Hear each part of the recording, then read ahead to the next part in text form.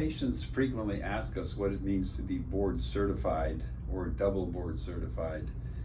Board certification is a measure of your level of training, and it's actually the minimal level of training that you should aspire to. Aside from getting board certified, experience counts. And the longer you've been doing plastic surgery, the more you learn and the better surgeon you become. I know that after many years of being a surgeon, I am much better today than I was the day that I became board certified. But let's talk a little bit about what board certification is. I am board certified in plastic and reconstructive surgery. In order to do so, I had to complete a plastic and reconstructive surgery residency. I had to take an oral examination a year later, and a year after that, I had to present a list of all of the cases that I had done that year.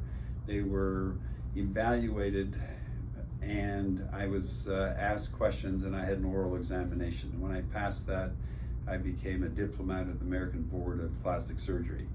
In addition to that, I'm also board certified in general surgery, and that came about because I completed an entire general surgery residency before I went into plastic surgery. There are two routes into plastic surgery. One is to complete your residency in general surgery or orthopedic surgery first, or ear, nose, and throat as well. You can finish one of those residencies and then go on into plastic surgery, or you can do a minimum of 3 years of general surgery, not get board certified, and then you can get accepted into a plastic surgery program. In my way of thinking, the more education, the more training you've had, the better. So I kind of chose a longer route.